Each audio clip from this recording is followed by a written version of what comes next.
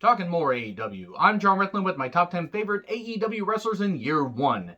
Basing this concept off the highs and the lows, when I did those videos. Thank you very much for the feedback on that. I wanted to look back on year one of AEW, and the least favorite list will be coming up at some point. Mind you, these are favorite wrestlers, not necessarily the best in the ring, because I'm just, putting that out there, because some people might think, well, why do you rank them up here and not, others and everything? And some people may be surprised by the list that I have. In the comment boxes there, please let me know what your favorites are there. So, let's start off with some honorable mentions. Private Party, Jurassic Express, Jungle Boy and Luchasaurus, not Marco Stunt. The actual athletes there. Abaddon and Eddie Kingston, especially for his promos. His promos are tremendous. So, now, let's start the list proper. SCU, Kazarian and Daniels are a goddamn great team. Got to meet them and Scorpio Sky at an indie show almost 2 years ago, and great guys. Daniel's still able to move tremendously well at almost age 50. Kazarian is in his early 40s, almost said trained by Killer Kowalski. Would have been interesting to see Killer Kowalski as a filmmaker, but Kazarian has 20 plus years experience. Scorpio Sky is part of this three-headed monster, fitting right in. Scorpio's going to be a singles guy, but hopefully they maybe do some trios matches at some point, as they are a very, very good trio. But I happen to love SCU. I can't wait to see what Daniels and Kazarian end up doing. I don't think they're going to win the tag titles again, but I would not mind seeing them go for respective singles gold, but I just happen to love them as a trio or as a team with Scorpio Sky doing the singles run. I just love SCU, and I had to put them on here. Then we go number 9, Nyla Rose. Okay, I admit, Nyla Rose is not the best in the ring. Admitting that right here. Nyla Rose, however, I think is a lot better than some people give her credit for, and she's opened a lot of doors in the LGBTQ community for wrestlers to get in there. Now, she's not the only one that's out there. Sonny Kiss has done some pretty good stuff, and Sonny Kiss deserves an honorable mention because I like seeing Sonny Kiss on TV, seeing what he can do, seeing how much he can improve, and he's certainly carrying that tag team with Janela. But with Nyla Rose, I happen to like when they feature her as a monster, and she does that knee drop off the ropes, beautifully, like she did it at Fighter Fest, I think is what it was, when she faced Yuka Sakazaki, the Genie Girl, and Riho.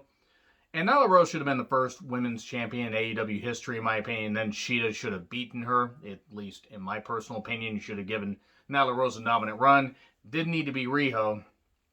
That's not knocking Riho. Riho's talented enough, and I talked about that in the previous rant when I talked about the lows and the highs. But Nyla Rose is pretty good, and also is pretty good on promos. Really doesn't need Vicky Guerrero there, but that being said, at least they gave her a manager. She's not going to need her too long, though, because Nyla Rose is one of the few that can talk, and actually, when given a bit of focus, like, you just give her a concept, like, say, hey, here's your bullet points. She can go out there and do it, and do some pretty good stuff.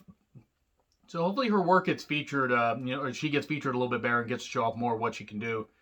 Because she can hit that beast bomb well, she can look like a dominant monster, and they just need to book her like that. I'm not saying book her totally like Vader and have her smash everybody over and go on an undefeated streak and stuff like that, but Nyla can do some good shit, and hopefully she gets a chance to show that. So we get to number 8, Hangman Page.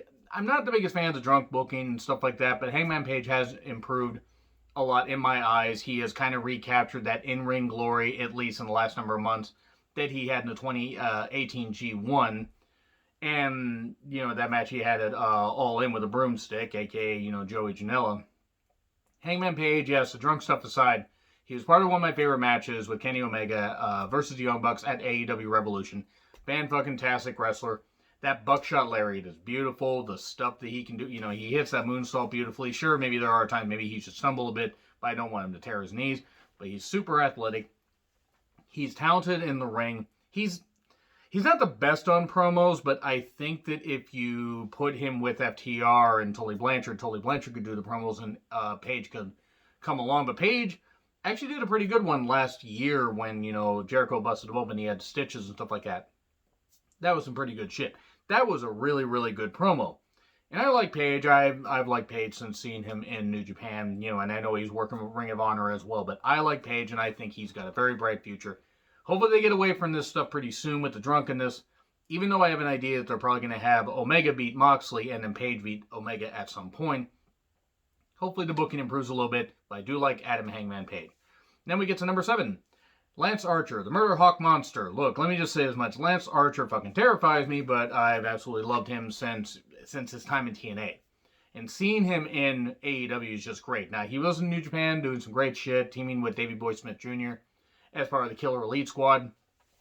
And now he's part of like, a duo with Jake Roberts. Jake Roberts doing the promos, but Lance can actually talk. That's actually the frustrating thing. But because Jake just honestly sounds like he's in pain when he fucking talks. It's actually a bit frightening. But Lance is really good in the ring, super strong, super athletic. The amount of stuff that he can do off the ropes with a, surgically repaired back and having, I think he's like in his early 40s, he can still do, just the same amount of shit that he did in Impact Wrestling in 2004, 2005. I mean, he was there for a little bit longer, but I'm just saying, as an example, he is somebody that can do some really, really great shit, regardless of size. Lance Archer's great. I really hope that maybe they somehow shock the world and give it to Moxley, or give the title to Archer from Moxley. I don't think they will, but I think Archer's got a bright future. He will taste at least TNT Championship gold, or give him a tag partner and have him win tag gold.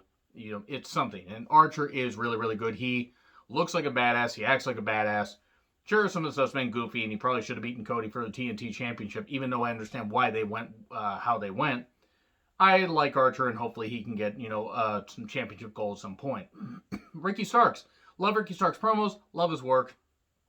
Very, very young. His talent in NWA shined through. He was really, really good. He captured studio wrestling perfectly. Big time wrestling, or, as far as like big crowds. He can, draw you in. And he's such a smarmy jackass. He's really good. He can talk. That's the thing. Taz doesn't need to talk for Ricky Starks. He can pump him up and everything. Taz needs to talk for Cage, because Cage can't talk for shit. Cage does not sound intimidating when he talks. But Starks, complete package, and he's young enough, and he really is very, very good. I'm a big fan of Ricky Starks. I actually got to see him at the first indie show I went to, and I'm like, this guy's going to be a fucking star. I don't know how. I don't know when. But he's going to be a star, in within a few years. There's no way he won't be, because he's just really, really good. But yeah, big fan of Ricky Starks. Number 5, FTR.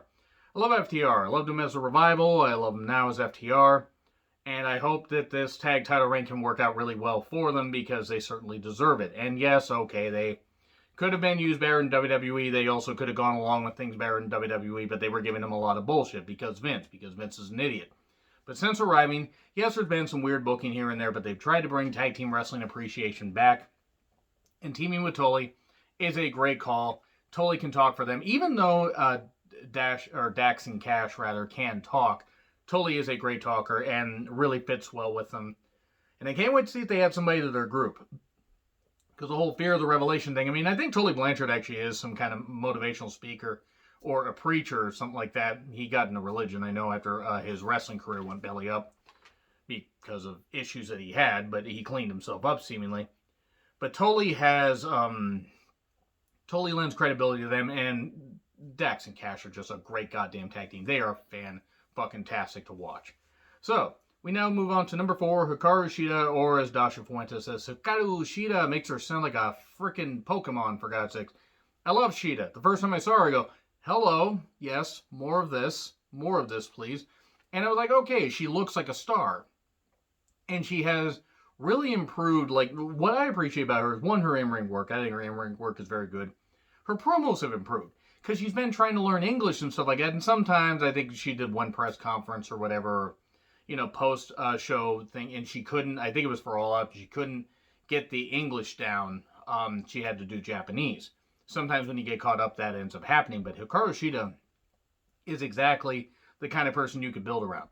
She's great in the ring. She's good on the mic. She has a charisma. She has an aura about her, and she has some deadly knees and stuff like that. They need to kind of sharpen up some of her matches a little bit, smooth them out, and maybe have her win a little more decisively sometimes. Because it seems sometimes she'll hit like a bunch of knees, and then suddenly she hits one knee strike, and then it's suddenly over. When she hit a bunch of other knee strikes, to look more deadly. That being said, though, I like Hikaru Shida. Has a good YouTube channel as well, but I'm a big fan of her. Easily my favorite woman to watch in AEW. Her and Thunder Rosa had the best match on All Out, in my opinion. Number 3, Jon Moxley. No, I'm not going to do Justin Roberts' name because I don't go after teenagers like he does, allegedly. But Justin Roberts, not Moxley. By the way, I should clarify that. Moxley, the best former WWE guy that they signed. as far as like somebody that wasn't already going to be with the company. Like, when they first did their, initial thing where it's like, oh, we got Jericho, we got others and stuff like that. But Moxley was a game changer for them and has been really good as the AEW World Champion. Now, he will probably lose a Full Gear, as I talked about a bit before. But Moxley is a big star. I like the promos. I like the in-ring work. I'm not saying he's a world beater in the ring, but he's pretty good. Most of his matches I at least somewhat enjoy. Gotta admit, though, didn't really enjoy the match of Full Gear with Omega. My opinion, I don't really care for hardcore matches or death matches. I think they're stupid, but some people liked it, and that's fine. You guys can like that stuff, and that's all good. But he has done great as world champion. I can't wait to see how long he holds it. Number 2, MJF. He's better than you, and he knows it. And yes, I will argue one of the best heels in wrestling. One of the top 3. Now, does this stuff boil down to basically insulting the audience like a jock? Excuse me. And a rich kid? Sure. It basically boils down to him doing that stuff. But he can do it really well. MJF is a great goddamn performer and really, really good in the ring. And does, I think he does more with less and can really, he really can get the most out of, very, very little. I mean, he managed to make a match with Marco Stunt work, which is a chore. It's an amazing achievement, to be honest. But MJF's only number 2 because I still feel his in-ring work needs a little bit of polish, but I do really like his promos. And I love the fact that he's just a smarmy jackass. But number 1, it's clearly Darby Allen. I was actually going to try to fake you guys out there. Darby Allen. I have met Darby at multiple indie shows. He's going to be their big guy. Their big babyface tweener, whatever. Their Sting, their Jeff Hardy, their version of it. He's not going to be the next Sting or Jeff Hardy. He's going to be their version of it. And he's going to be the first Darby Allen, which is probably a good thing. There's not going to be another Darby Allen because Darby is not going to walk by the age of 30 or 35 with all the bumps he takes. But I like Darby. I think Darby's fucking great. The coffin drop, the amount of shit that he will do to his body with like all the weapons and stuff like that, the thumbtacks and all that. The body bag tack spot I could have done without. I really could have done without that. That was stupid. Really stupid. But I like Darby. He's got that magnetism that just makes you watch him. He really is goddamn great. I love Darby Allin. I love me some Darby Allin. I praised him before, so I'm just going to make this short. But let me know your favorites in the comments. Like, share, subscribe, Twitter handle in the description. I'm John Ritlin. I'll see you soon.